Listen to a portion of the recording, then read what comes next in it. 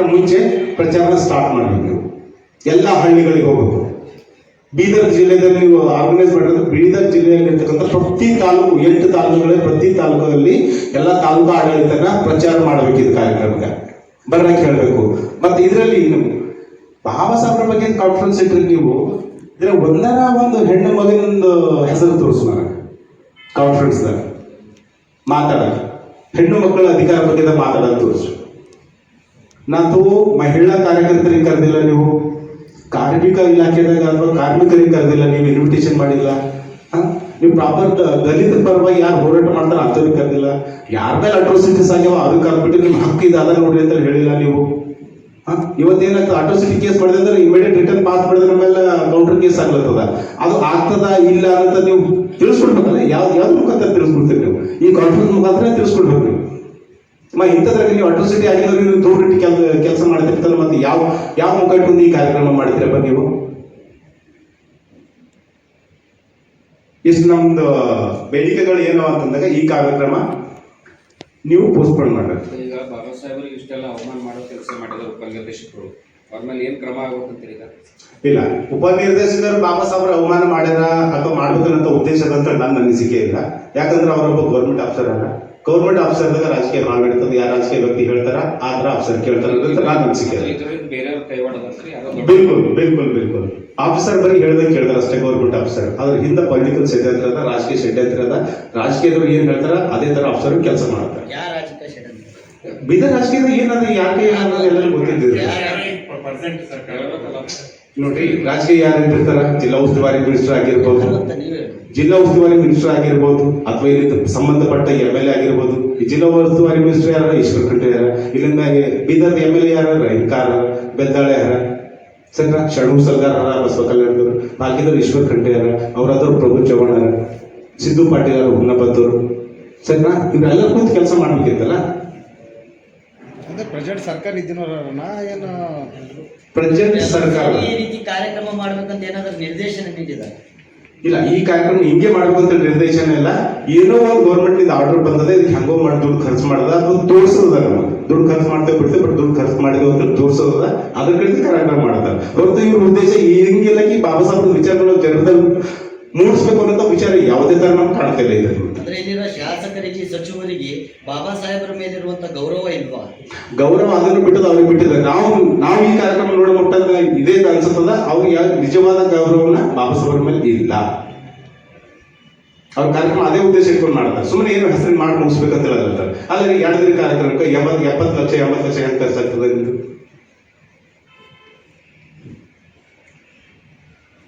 Sir ನಮ್ಗೆಲ್ಲ ಪೂರ್ವಭಾವಿ ಸಭೆ ಕರೆದ್ರಿ ಸರ್. ಮೊದಲನೇದು ಪೂರ್ವಭಾವಿ ಸಭೆ ಚುನಿಂದ ಲೋಕರಿಗೆ ಕರೆದಾರೆ ಅಂತಂದ್ರೆ ಯಾರ್ಯಾರಿಗೆ ಬೇಕು ಅವ್ರಿಗೆ ಮಾತ್ರ ಕರೆದಾರೆ, ಎಲ್ಲರಿಗೆ ಕರೆದಿಲ್ಲ. ಇಲ್ಲ, ಇವ್ರು ಬಂತೂಜಿ ಅವರೆಲ್ಲ ಅವ್ರ ಸಮ್ಮುಖದಾಗೆ ಆಗ್ಬೇಕಲ್ಲ ಪೂರ್ವಭಾವಿ ಸಭೆ. ಪೂರ್ವಭಾವಿ ಸಭೆ ಬಂತೇಜಿ ಸಮ್ಮುಖದಲ್ಲಿ ಆಗ್ಬೇಕಿತ್ತು, ಅದು ಆಗಿಲ್ಲ. ಮೇನ್ ಇದು ಕಾರ್ಯಕ್ರಮ ಆಗ್ಲಿಕ್ಕೆ ಕಾರಣ ಒಂದು ಬಂತೆ ತಮ್ಮನಾಗ್ ಅವ್ರು ಸುಮಾರು ವರ್ಷದಿಂದ ಅದು ಈ ಕಾರ್ಯಕ್ರಮ ಮಾಡ್ಬೇಕನ್ನಂತ ವಿಚಾರ ಇಟ್ಕೊಂಡು ಮಾಡ್ತಿದ್ರು. ಈ ಫಂಡ್ ನ ಬೇರೆ ಕಡೆ ಹೋಗೋದಿತ್ತು, ಅದು ಕರ್ಕೊಂಡು ಈ ಕಡೆ ತಗೊಂಡ್ ಬಂದಾರ. ಬಟ್ ಅವ್ರಿಗೆ ತಿಳಿಸಲಾರ್ದ ನೀವು ಪ್ರೆಸ್ ಕಾನ್ಫರೆನ್ಸ್ ಎಲ್ಲ ಮಾಡ್ಕೊಂಡು ನಾವೇನು ಮಾಡ್ತೀವಿ ಅಂತೇಳಿ ಜಿಲ್ಲಾ ಉಸ್ತುವಾರಿ ಮಂತ್ರಿಯ ನೇತೃತ್ವದಲ್ಲಿ ಸಭೆ ಮಾಡಿದ್ರು. ಅದರಲ್ಲಿ ಯಾರ್ಯಾರು ಬೇಕು ಅವ್ರಿಗೆ ಮಾತ್ರ ಕರ್ಕೊಂಡು ಮಾಡ್ಯಾರ ಅವರು. ಆ ಬಂತೇಜಿ ಅವ್ರಿಗೆ ಕರ್ಸಿಲ್ಲ. ಸರ್ ಇವ್ರು ಆರತುರಿದಾಗ ಯಾಕೆ ಮಾಡತ್ತಾರ ಕಾರ್ಯಕ್ರಮ? ಏನ ಬಜೆಟ್ ಮತ್ತು ವಾಪಸ್ ಹೋಯ್ತದ ಅಂತ ಹೇಳಿ ಮಾಡತ್ತಾರ? ಇಲ್ಲ, ಈ ತರಾತುರಿದಾಗ ಯಾಕೆ ಮಾಡತ್ತಾರ ಅನ್ನೋಂಥ ಪ್ರಶ್ನೆ ನನಗಿಲ್ಲ, ಗೊತ್ತಿಲ್ಲ. ನನಗೆ ಅದ್ರ ಆನ್ಸರ್ ಗೊತ್ತಿಲ್ಲ. ನಾನು ಕ್ಲಿಯರ್ ಹೇಳ್ಬೇಕಂತಂದ್ರೆ ಬಟ್ ಇದು ಏನೋ ಆಗ್ಯದ, ಹಂಗಾರೆ ಮಾಡಿ ಮುಗಿಸರಿ, ನಮ್ಮ ಮೈ ಮೇಲೆ ಬಂದಿದ್ದ ಮಾಡಿ ಮುಗಿಸರಿ ಅಂತ ಒಂದೇ ಒಂದು ರೀಸನ್ ಕಡಿದು ಮಾಡ್ತಾರೆ ಅವ್ರು ಅಷ್ಟೇ. ಅದಕ್ಕೆ ಬಿಟ್ಟು ಬಾಬಾ ಸಾಹೇಬ್ ಮೇಲೆ ಅಥವಾ ಅವ್ರ ವಿಚಾರಗಳು ನಾವು ಜನರಿಗೆ ತಿಳಿಸ್ಬೇಕನ್ನೋ ಉದ್ದೇಶ ಯಾವುದೇ ತರ ಕಾಣ್ತಿಲ್ಲ. ಅದು ಸಮಾಜ ಕಲ್ಯಾಣ ಇಲಾಖೆ ಅಧಿಕಾರಿ ಆಗಿರ್ಬೋದು, ಜಿಲ್ಲಾಧಿಕಾರಿ ಆಗಿರ್ಬೋದು, ಅಥವಾ ಜಿಲ್ಲಾ ಉಸ್ತುವಾರಿ ಮಿನಿಸ್ಟರ್ ಆಗಿರ್ಬೋದು. ಇಲ್ಲಿ ನಮ್ಗೆ ಆ ಥರ ಏನೋ ಇವತ್ತು ಅನಿಸ್ತಿಲ್ಲ. ನನ್ನ ನಂಬಿಕೆ 4 ದಿವಸದಾಗ ಎಲ್ಲ ರೆಡಿ ಮಾಡಿ ಪ್ರಚಾರನೂ ಮಾಡಿಲ್ಲ. ಅದ್ರದ್ದು ಹೆಂಗೆ ಜನಗಳಿಗೆ ಕಲಿಸ್ತಾರ, ಹೆಂಗಿಲ್ಲ ಅವ್ರ ಉದ್ದೇಶನೇ ಇಲ್ಲ ಸರ್ ಜನರಿಗೆ ಕಲಿಸ್ಬೇಕು ಅನ್ನೋಂಥದ್ದು. ಅವ್ರಿಗೆ ಏನದ ಅಂತಂದಾಗ ಹಿಂಗೆ ಯಾರು ಪ್ರೆಸ್ದಲ್ಲಿ ಒಂದು 4 ಜನರಿಗೆ ಕರೆಸ್ತಾರ, ಸಂಘಟನಾ ತಿರುಗಾಡದಂತ ಒಂದು 8 ಜನರಿಗೆ ಹೇಳ್ತಾರೆ, ಅವ್ರು ಬರ್ತಾರೆ, ನಾವು ಕಾರ್ಯಕ್ರಮ ಮಾಡಿದ್ವಿ ಅಂತ ಅಷ್ಟೇ ಹೇಳ್ತಾರೆ ಅವರು. ಈಗ ನಮ್ದು ವಿನೀತಿಗಿರಿ ಅವರಲ್ಲಿ, ರಾಹುಲ್ ಗಾಂಧಿ ಅವರಲ್ಲಿ ಹೇಳಿದ್ರಲ್ಲ, ಇವ್ರು ಏನು ಕಾರ್ಯಕ್ರಮ ಮಾಡಬೇಕು ಮುಖ್ಯ ಉದ್ದೇಶ ಇಲ್ಲ, ಆ ಉದ್ದೇಶ ಬಿಟ್ಬಿಟ್ಟು ದುಡ್ಡು ಹೊಡಿದಂತ ಮಾತ್ರ ಕೆಲಸ ಮಾಡ್ತಾರೆ ಅಂತ ಹೇಳ್ತಾರೆ. ಮತ್ತು ನನಗೂ ಅದು ಎಲ್ಲೋ ಒಂದು ಕಡೆ ನಿಜ ಅನ್ನಿಸ್ತದೆ ನನಗೆ. ಈ ಕಾರ್ಯಕ್ರಮಕ್ಕೆ 80 ಲಕ್ಷದಾಗ ನೀವು ರಂಗಮಂದಿರದಾಗ ಒಂದಿನ ಈ ಕಡೆ ಗಂಧರ್ವ ಫಂಕ್ಷನ್ ಅಂತ ಒಂದಿನ ಮಾಡಿದ್ರೆ ಅಷ್ಟು ದುಡ್ಡು ಅಂತಲ್ಲ ನಾವು. ಇದು ಪ್ರಾಪರ್ ಮಾಡ್ಬೇಕಿತ್ತು ಅಂದ್ರೆ ನೋಡ್ಬೇಕು. ಅದು ಬೆಂಗಳೂರದಾಗ ಕಾನ್ಫರೆನ್ಸ್ ಆಗಿದ್ದು ನೋಡ್ಬೇಕು, ನೀವು ಹುಬ್ಬಳ್ಳಿದಾಗ ಕಾನ್ಫರೆನ್ಸ್ ಆಗಿದ್ದು ನೋಡ್ಬೇಕು. ನೀವು ಎಕ್ಸಾಂಪಲ್ ಸೆಟ್ ಮಾಡ್ಕೋಬೇಕು. ನಿಮ್ಗೆ ಹೇಳೋದು ಬೇಕಾಗಿಲ್ಲ.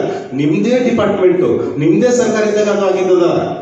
ಅದು ಆಲ್ರೆಡಿ ಕಾರ್ಯಕ್ರಮ ಆಗಿದ್ದದ. ಅಲ್ಲಿದೆ ನೀವು ಕೇಳ್ರಿ ಅವರಿಗೆ, ಬೆಂಗಳೂರದವ್ರಿಗೆ ಕೇಳ್ರಿ, ನೀವು ಕೇಳ್ಕೊಂಡು ಹ್ಯಾಂಗ ಮಾಡಿರಪ್ಪ ಅಂತ ಕೇಳ್ಕೊಂಡು ಮಾಡ್ರಿ. ನೀವು ಹುಬ್ಬಳ್ಳಿದವ್ರಿಗೆ ಕೇಳ್ರಿ, ನೀವು ಏನ್ ಮಾಡಿದ್ರು. ಯೂನಿವರ್ಸಿಟಿದಾಗ ಮಾಡಿದ್ರಲ್ಲ, ಗುಲ್ಬರ್ಗ ಯೂನಿವರ್ಸಿಟಿದಾಗ ಆಗಿತ್ತು, ಮತ್ತು ಬ್ಯಾಂಗ್ಳೂರ್ದಾಗಿದ್ದಾಗ ಯೂನಿವರ್ಸಿಟಿ ಕ್ಯಾಂಪಸ್ನಾಗ ಆಗಿತ್ತು. ಎಲ್ಲ ಸ್ಥಳಗಳು ಅಲ್ಲೇ ಹಾಕಿದ್ರು. ರಂಗಮಂದಿರದಾಗ ಏನಂತ ಹೇಳಿ ಒಂದು 10 ಗಾಡಿ ಅಲ್ಲಿ ಕಾರ್ಗಳು ನಿಂತು ಅಂತಂದ್ರೆ ಪಾರ್ಕಿಂಗ್ ಸ್ಪೇಸ್ ಇಲ್ಲ ಅಲ್ಲಿ. ಮಧ್ಯಾಹ್ನ ಹೆಂಗೆ ಬರ್ತಾರೆ ಅಲ್ಲಿ?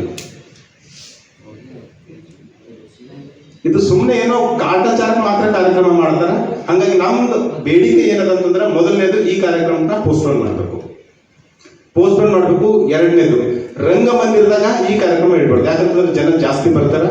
ಎರಡನೇ ಬೇಡಿಕೆ ಏನದ ಅಂತಂದ್ರೆ, ನೀವು ಪ್ರಚಾರ ಅಟ್ಲೀಸ್ಟ್ ಒಂದು 15 ದಿನ ಪ್ರಚಾರ ಮಾಡಿಬಿಟ್ಟು ಬೀದರ್ನಲ್ಲಿ ಇರ್ತಕ್ಕಂಥ 8 ತಾಲೂಕಾಗ ಎಲ್ಲ ಕಡೆ ಪ್ರಚಾರ ಮಾಡಬೇಕು. ಇದು ಸರ್ಕಾರದಿಂದನೇ ಮಾಡಿಸ್ಬೇಕು ಪ್ರಚಾರ. ಪ್ರತಿಯೊಂದು ಪಂಚಾಯತ್ ಮಟ್ಟಕ್ಕೂ ಕೂಡ ಈ ಕಾರ್ಯಕ್ರಮದಾಗ ಹೋಗ್ಬೇಕು. ನಾ ಎಲ್ಲೇ ತರ ನಾನು ಪೇಪರ್ದಾಗ ಬಂದಿದ್ದಾಗ ನೋಡಿಲ್ಲ, ನಾ ಬ್ಯಾನರ್ದಾಗ ಬಂದಿದ್ದು ನೋಡಿಲ್ಲ, ಯಾವುದೇ ತರ ಅಡ್ವರ್ಟೈಸ್ಮೆಂಟ್ ಇಲ್ಲಿ ಕಾಣ್ಬರ್ತಿಲ್ಲ ನಮ್ಗೆ. ಮೂರನೇದಾಗಿ ಸ್ಪೀಕರ್ನ ನೀವು ರಾಷ್ಟ್ರೀಯ ಮಟ್ಟದ ಸ್ಪೀಕರ್ನ ಕರ್ಕೊಂಡ್ಬರ್ರಿ, ಯೂನಿವರ್ಸಿಟಿ ಸ್ಕಾಲರ್ಸ್ನ ಕರ್ಕೊಂಡ್ಬರ್ರಿ. ಇಂಟರ್ನ್ಯಾಷನಲ್ ಸರ್, ರಾಷ್ಟ್ರ ಮಟ್ಟದಲ್ಲಿ ಇಂಟರ್ನ್ಯಾಷನಲ್ ಅದ ಸ್ಪೀಕರ್ದು. ಇಂಟರ್ನ್ಯಾಷನಲ್ ಅದಲ್ಲ ಇದು. ಇದು ರಾಷ್ಟ್ರ ಮಟ್ಟದ ಅಂತ ರಾಜ್ಯದಿಲ್ಲ, ರಾಷ್ಟ್ರ ಪೇಪರ್ದಾಗ ಇಂಟರ್ನ್ಯಾಷನಲ್ ಮಟ್ಟ ಅಂತ, ಅಂತಾರಾಷ್ಟ್ರೀಯ ಮಟ್ಟ ಅಂತ ಬಂದಿತ್ತು. ಇಲ್ಲಿ ಇನ್ವಿಟೇಷನ್ ನೋಡ್ಬೇಕಿತ್ತು.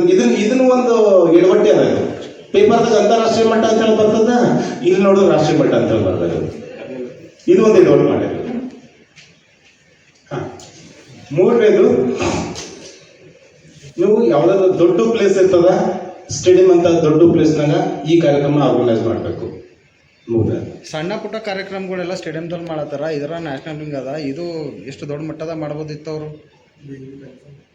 ದೊಡ್ಡ ಮಟ್ಟದ ಮಾಡ್ಬೇಕು. ಅದೇ ಹೇಳ್ತೀನಲ್ಲ ಸರ್ ನಾನು, ಅವ್ರಿಗೆ ಇದು ಕಾಟಾಚಾರಕ ಕಾರ್ಯಕ್ರಮ ಮಾಡ್ತಾರೆ. ಇವರು ಕಾಟಾಚಾರಕ್ಕಾಗಿ ಕಾರ್ಯಕ್ರಮ ಮಾಡ್ತಾರೆ. ಅದು ಬಿಟ್ಟು ಬೇರೆ ಉದ್ದೇಶ ಏನೂ ಇಲ್ಲ. ಅವ್ರದ್ದು ಅಂಬೇಡ್ಕರ್ ವಿಚಾರನ ಜನರಿಗೆ ತಲುಪಿಸ್ಬೇಕನ್ನೋ ಉದ್ದೇಶ ಇಲ್ಲವೇ ಇಲ್ಲ. ಈ ಸಮಿತಿ ಉಪಸಮಿತಿಗಳು ರಚನೆ ಮಾಡಿಲ್ಲ.